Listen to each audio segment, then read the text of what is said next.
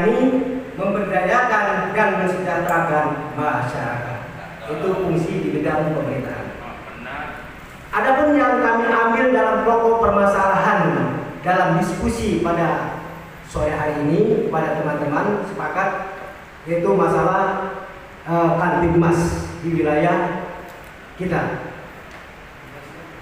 Pokok permasalahan adalah satu, perlu adanya sinergisitas tiga pilar, baik itu tingkat kelurahan maupun kecamatan, dalam melaksanakan pemantauan wilayah di saat di malam hari. Permasalahannya, kami ketika melaksanakan CIPKON, ya cuma MKD itu. Maka dari itu, kami mengharapkan diskusi pada siang hari ini ada campur tangan tiga pilar, baik itu tiga pilar tingkat kelurahan maupun kecamatan, keikut sertaannya ketika anggota dan teman-teman melaksanakan CIPKON di malam hari. Solusinya ataupun kami mengharapkan yaitu sarana dan prasarana di saat kita melaksanakan cipta kondisi di wilayah, khususnya di wilayah Kecamatan Pesanggaran. Dan usulannya, solusinya yang paling sangat mendasar yaitu Pak, kami perlu dukungan ataupun apa sih yang disebut fasilitas, karena kami hampir setiap malam, apalagi malam Sabtu, malam Minggu, ya karena naluri FKDM adalah antisipasi ATHG, ancaman, tantangan, hambatan dan gangguan. Alhamdulillah selama ini tidak terjadi hal-hal yang sangat mengkhawatirkan atau menonjol, karena sebelumnya kita sudah antisipasi dulu. Jadi solusi permasalahan ini, satu, harus ada keikutsertaannya tiga pilar, baik itu tiga pilar tingkat kelurahan maupun kecamatan dalam melaksanakan tugas CIPKON di malam hari. Itu saja Pak. Dan untuk masalah sarana dan prasarana, yang kami juga mengharap apabila terjadi musibah, baik itu bencana alam, ya kami perlu juga ada jaket hujan atau apapun yang mendukung sarana prasarana di malam hari ketika musibah ataupun turun hujan dapat tiba ataupun terjadi di wilayah. Ini saja yang dapat. Bismillahirrahmanirrahim. Assalamualaikum warahmatullahi wabarakatuh. Kami dari kelompok Ekban dan saya sendiri Ahmad Ismail sebagai anggota.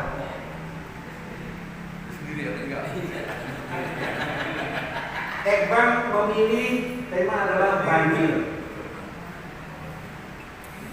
Wilayah banjir Kelurahan Bintaro itu meliputi pertama Kecamatan Sungerahan, pertama Kelurahan Bintaro, Petukangan Selatan, Petukangan Utara, Pulau Jami, dan Kelurahan Pesanggaran.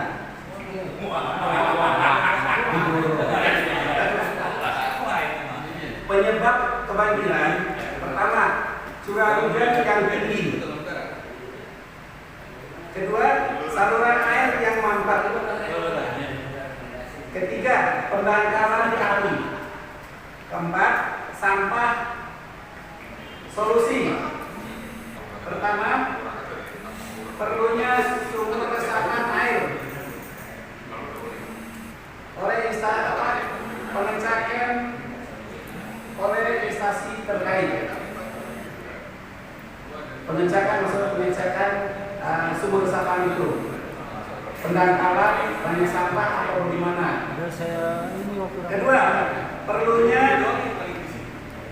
pembangunan danau atau waduk tambahan untuk Kecamatan Pesanggaran, karena waduk yang ada ini sementara tidak memadai. Tiga,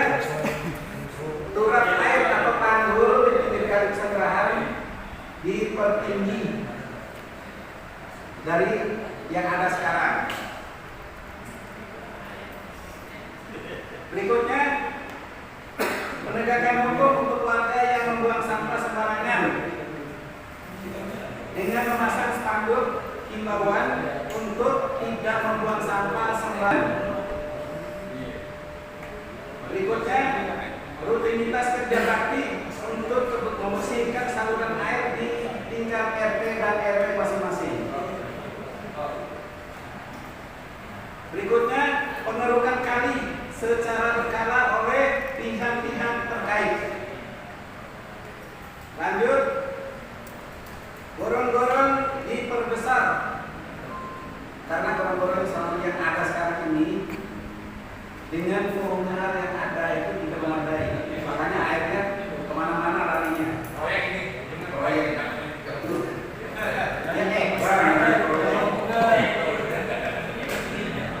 berikutnya, menyediakan pompa air di daerah-daerah rawan banjir. Pompa air mobile ya, bukan pompa air permanen, pompa air non mobile di titik-titik rawan banjir. Demikian paparan dari Ekban. Terima kasih dengan kurangnya, mohon maaf. Assalamualaikum warahmatullahi wabarakatuh. Silakan Pak. Kami dari kelompok 3 Kesra yang diketuai oleh saya sendiri, seharian ada 3 hal yang kita eksplorasi pada pertemuan hari ini. Yang pertama adalah masalah UMKM.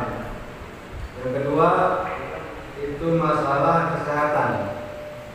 Dan yang ketiga kesejahteraan FKDN. Jadi dulu nih ya. Yang pertama adalah segitu getolnya pemerintah itu pemberdayaan FKM itu mulai dari OKOC, kemudian dari koperasi itu telah mengadakan banyak hal pelatihan, kemudian pengembangan terhadap mereka yang punya usaha di kecil menengah itu. Tapi selama ini kita belum melihat atau kita belum tahu, mungkin tidak ada, tapi informasi mungkin belum nyampe. Apa itu? Yang pertama adalah bagaimana UMKM ini yang punya produk-produknya itu bisa dipasarkan dan produknya terserap di masyarakat. Itu yang pertama. Yang kedua, ada pun misalnya ada bazar misalnya di Danau Kapal Liur. Tapi kalau kita telusuri lagi, pesertanya itu mayoritas itu bukan warga pesantren. Sehingga apa? Sehingga orang-orang yang dari punya keluarga di pesantren itu warga pesantren tidak terserap juga. Mereka mau masuk ke sana agak susah karena nggak punya ini misalnya, ya kan? Nah, itu kita diperlukan kebijakan dari pemerintah tempat-tempat, maksudnya kecamatan pesantren untuk memprioritaskan warga pesantren yang punya usaha di kecil menengah itu bisa diberdayakan dengan maksimal, terutama dalam rangka pemasarannya. Itu yang nanti kita harapkan dari UMKM ini. Yang kedua adalah masalah kesehatan. Setelah balada lah kalau kita bilang ya, balada COVID ini, tragedi COVID ini, apa langkah-langkah kita? Apa usulan kita dari kecamatan ini untuk melakukan gerakan kesehatan setelah COVID ini? Sehubungan dengan meningkatnya DBD juga di wilayah kecamatan ini, maka nanti kita akan rekomendasikan pemerintah memprioritaskan juga programnya itu penanggulangan DBD. Nah, kalau pakai fogging itu kan tidak disarankan juga oleh pihak kesehatan kecamatan. Sehingga apa yang harus kita angkat hari ini adalah TSN-nya. TSN itu memang sudah jalan.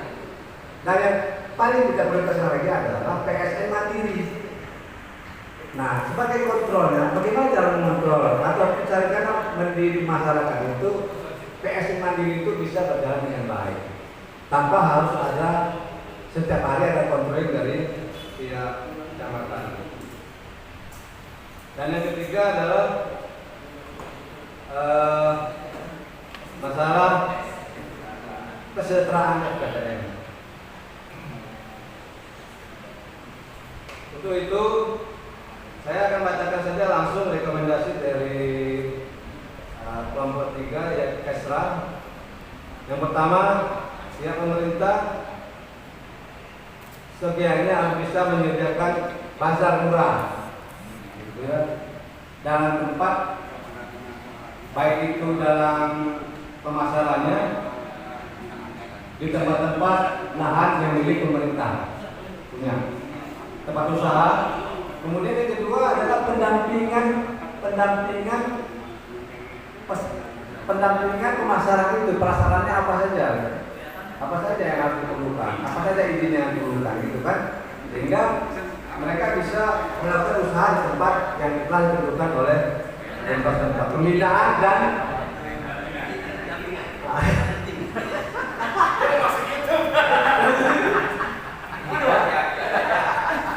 pembinaan dan pendampingan dalam pemasaran itu penting juga.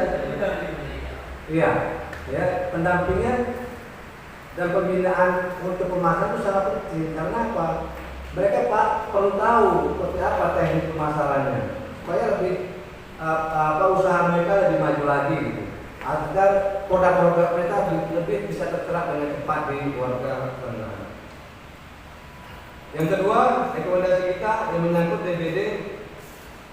Yang pertama, pihak pemerintah kecamatan Sanggaran ini harus melibatkan komponen dari seluruh masyarakat. Yang kedua, unsur-unsurnya ada di lingkungan. Jadi melibatkan seperti FKDM, FKUB, FPK, dan LMK. Ini harus bisa bersinergi dan berkolaborasi dengan program-program pemerintah, sehingga apa yang kita harapkan nanti program pemerintah dapat berjalan dengan baik. Nah, ini yang paling penting itu adalah kesejahteraan FKDM. Nah, itu kan tadi sudah kita baca, perluas, perpanjang, perbesar. Dengar?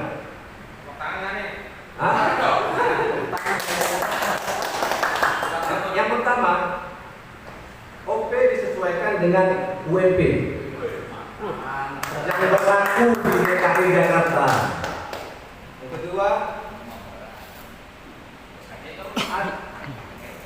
Yang kedua, fasilitas apa? Fasilitas bansos, misalnya fasilitas untuk bisa mendapat sembako murah seperti